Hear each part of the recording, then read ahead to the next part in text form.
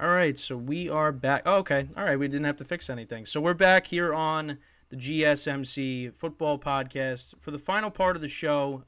We'll get into the Saquon stuff. So I did give my predictions for the NFL honors. So I said, Lamar Jackson, I think will get MVP, which I think you would probably agree with that.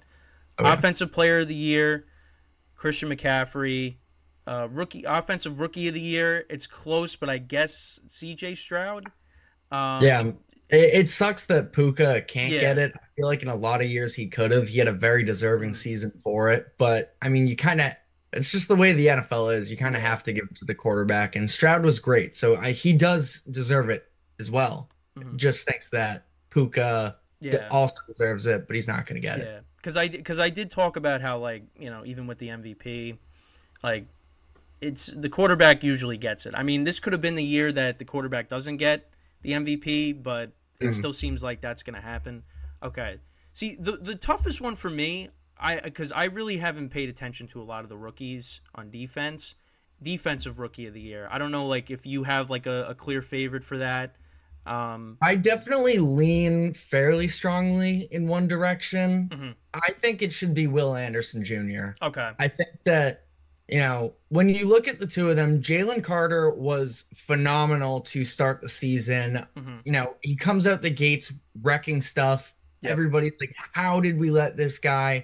fall to nine? I think it was Hmm. where he went to Hmm. the Eagles. This Yep. is ridiculous. I mean, he was a monster. He had seven quarterback hits in the first 8 games. He had 4 sacks during that stretch as well, Hmm. but sort of dipped off down the end of the season, just 2 quarterback hits and 2 sacks in the last 8 regular season games.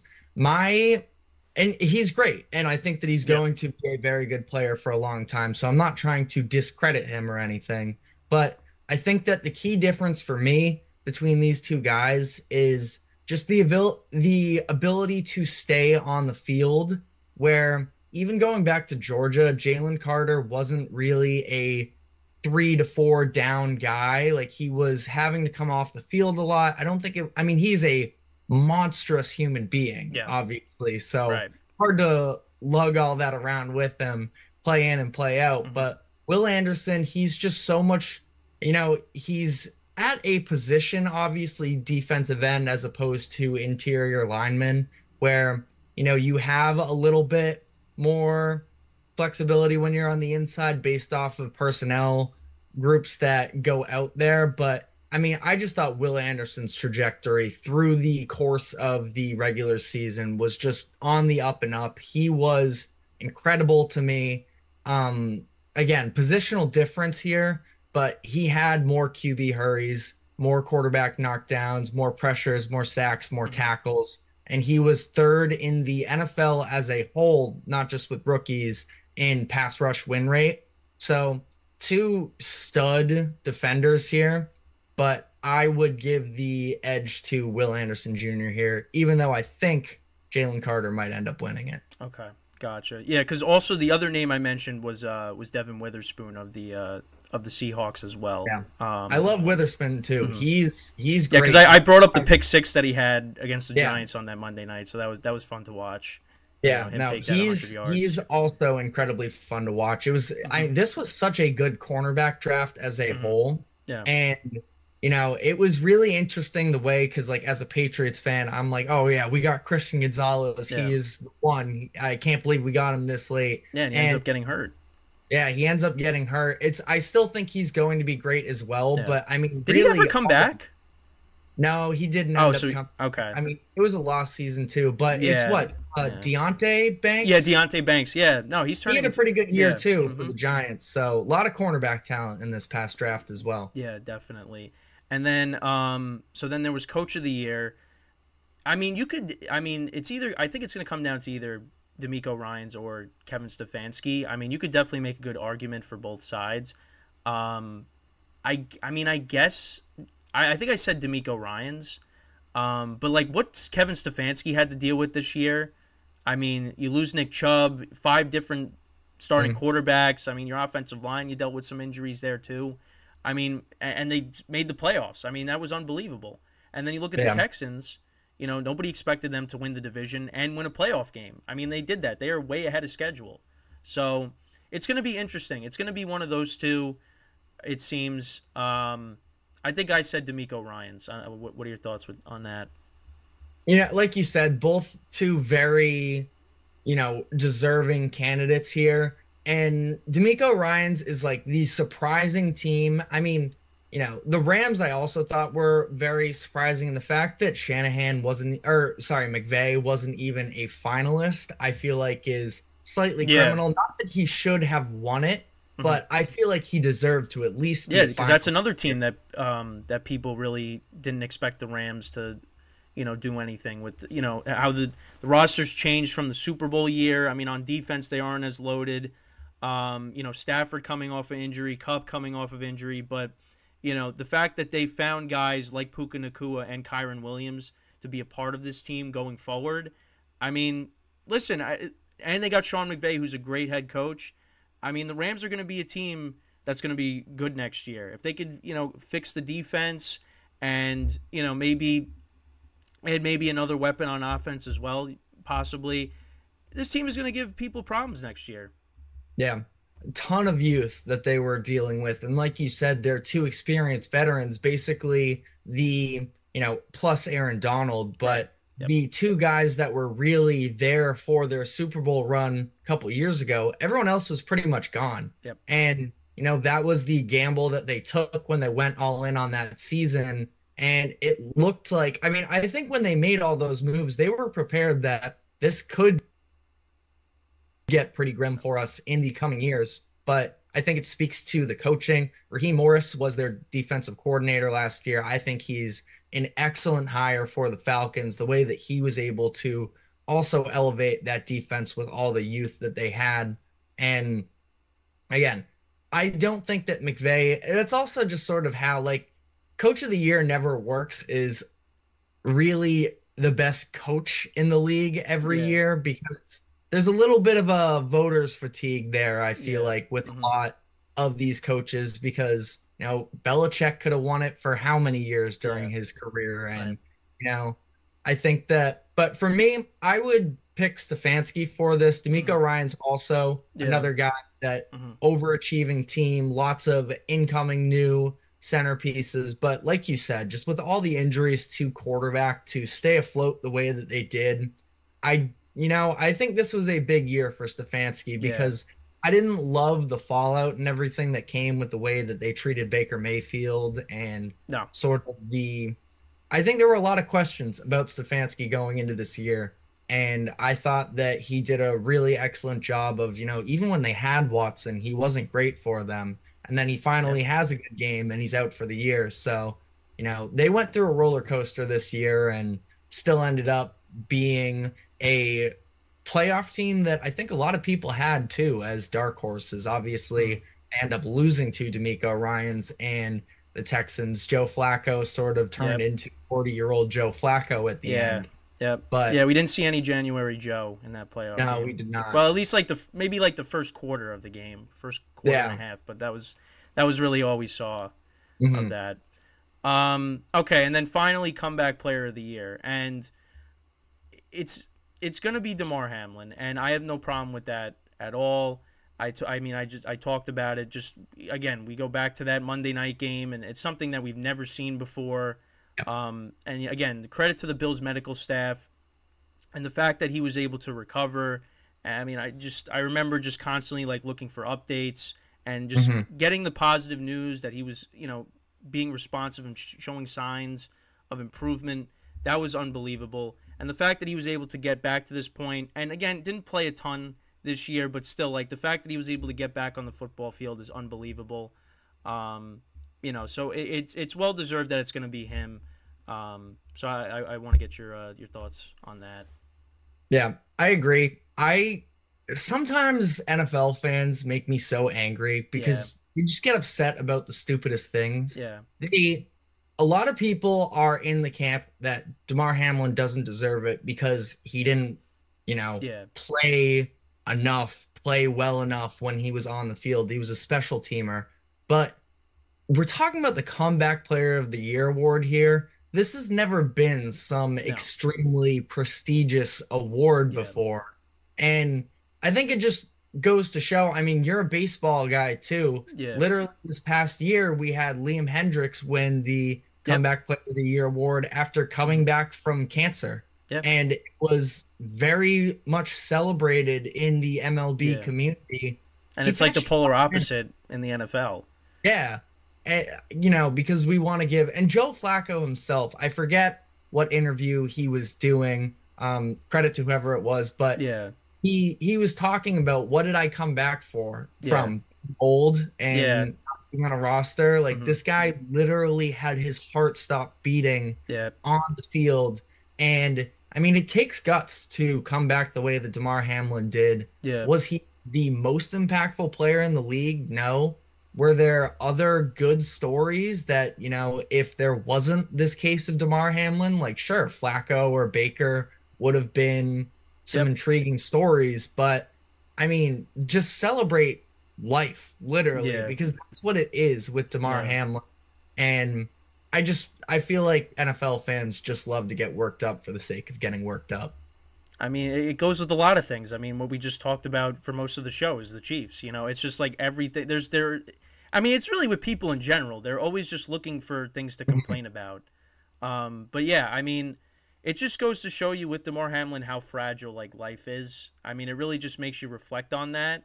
So I mean, listen, you could talk about Flacco and what he was able to do, and Baker Mayfield. Listen, so happy for Baker that hopefully this is his new home, and he could Yeah. be that the Bucks franchise quarterback. Um, but DeMar Hamlin deserves this award, whether you like it or not. So, yeah. So let's kind of now pivot to what the fourth segment was going to be about, which I was going to do by myself, but you know, again, Zoom, you know, gave us an issue. Is Saquon Barkley, as we, you know, we'll kind of go past, you know, when I typically end the show, just because, you know, we spent, you know, getting your thoughts on the NFL honors, is where he can end up. So it seems like the Giants aren't going to bring him back, and for me, like, I don't really have a problem with it. I mean, I don't really have as much attachment to a lot of the players like I used to. Um, I'm kind of fine with them moving off of him, especially because it's the running back position, and we see how these guys have been aging. You know, I mean, we're not going to see the days of Adrian Peterson and Marshawn Lynch in our lifetime anymore. It seems like we're moving away from that because it seemed like those Derrick guys were Henry was like the Derrick closest Henry. we Yeah, really can exactly. get to Yeah, him. and he's still looking to, you know, I think in the right situation, Derrick Henry is still going to be productive. But again, it's got to be the right situation. Um, you know, we're moving away from that. And I was looking at an article on Bleacher Report. Some of the teams they listed, the Ravens. Um, you know, I know the Chargers maybe were looking to make a push at him. Um, Saquon Barkley could definitely end up in a better situation next year, and I think he should. You know, I know it didn't go the way he wanted it to last offseason because the Giants prioritized bringing back Daniel Jones. But for me, I mean, you know, the Ravens, they have some question marks at the running back spot. I mean, you see guys getting injured every year at that position for them. So that would be a good fit. A team that loves to run the football, except in the AFC Championship game. You know, again, the Chargers could be a possibility, you know, because we'll see what happens with Eckler. And obviously, the Chargers have a lot to deal with their cap situation. So that could also be a good spot. Um, he's definitely going to have a lot of options. So I want to. What are your thoughts on that? Where do you see Saquon potentially going? Yeah. I mean, to your point about the Giants, I think that it is probably the natural parting of ways between them because I think that the Giants just have other areas they need to invest money into Right. because this is a guy in Saquon that hasn't been very healthy through the course of his career. About 50% of his years, he's been dealing with injuries one way or another. And, you know, the Giants don't have the offensive line to really be giving $10+ million to this guy in Saquon Barkley that we know the talent that he has, but he is probably best utilized elsewhere. I think that Ravens would be scary if he ended up Oh there. yeah. I mean, that would be some sort of combination, the way that, I mean, we saw, you know, the lack of the run game in the AFC Championship game for the Ravens was disappointing, but even still, Lamar and was when they were having some success moving the ball, he was checking down a lot to his running backs. He was incorporating his running backs in the run game there. I think Gus Edwards had a handful of big catches. It was Justice Hill, the one that Hmm. had the catches in that Right. game. But I also think that, you just mentioned the team of the Chargers. This is a team that Harbaugh is taking over after a handful of years at Michigan, where sort of a big part of his initiative was building up a run game, making a quarterback friendly scheme. And Herbert's a better quarterback, obviously, Oh than yeah, anybody 100%. Harbaugh has had at this point. But, Herbert has, for as much talent like on paper that the Chargers have had, it's been a lack of production for them. And I'm aware that Saquon is still a little bit of this injury risk, and that's Yep. another team that they could. I mean, they had some injuries on the offensive line too. I So, mean, they've been trying to rebuild the offensive line for 10 years, since the yeah, Super Bowl. seriously. So it's, I can that's, see that, but yeah, um, yeah, I don't know. I feel like Saquon is probably more suited for a championship contender right. this year. I think that that's probably where his head is kind of at. I'm curious what the open mark is going to look like, because the Chargers are another team where I'm sure that they'd like to bring him in, but they're in a lot of cap trouble Yeah. themselves. So I'm curious the direction this is going to go, if Saquon is going to head more towards the big money, or if he maybe wouldn't mind doing like a stopgap year with a contender and proving his worth, because I think he was extremely valuable for that Giants playoff run a couple years ago. And I think that, he helped elevate the play of Daniel Jones and the offense as a whole, and sort of put that year together the way that it was. Yeah. No, listen, I can't disagree with anything you said. Again, like for me, it just goes like if he leaves, I'm not going to be devastated by it. I mean, I'd like to see the Giants, build this roster up and get this team to be more respectable. And it looked like, they won the playoff game against the Vikings last year, and you thought, okay, they're ahead of schedule. Let's see what happens this year. And, from the first game against Dallas, which I've said, that was the game, how that game would go, that was going to dictate the kind of season they had. And losing 40 to nothing, I'm like, this team is not going to be good. And, you looked at the schedule. I mean, the schedule, they had a lot of tough games. I will say, though, how they competed down the stretch, that at least, encourages me. But then, of course, then you have all this stuff with Wing Martindale and Brian Dable, and it's just like the falling out of that. I'm just like, I don't know what to expect going into next year. So we'll see how they approach this draft. This is a huge offseason for them if they want to get back to, how they were in Dable's first year. Because I'm tired of them being the punching bag to the Cowboys and the Eagles. I mean, they did, you know, they really did bring it to the Eagles the final week of the regular season, because the Eagles had something to play for, and the Giants really stomped them. But you figure the Eagles are going to be better next year. Coordinator stuff was, I mean, the fact that they lost Steichen and Gannon, and then how that impacted their season, especially down the stretch. I mean, we'll see what Kellen Moore and Vic Fangio can do. I mean, I think those guys are upgrades over what they had. But I'm tired of the Giants being the punching bags. I just want to see this team be good again. I feel like the fandom kind of like for me, I'm like the Yankees are like my top team. The Giants are number two, but I feel like that's kind of just like it's like a distant number two because I just feel like my fandom's not what it used to be, just because of how bad they've been for so long. But we'll see. I mean, Saquon deserves to go elsewhere where he's going to get paid because he's still got some good years left. And like you said, the injuries have been a problem. But if he can have an injury-freed season, I think he could help whoever he ends up with. So it remains to be seen. We'll find out. But yeah, he's probably done with the Giants.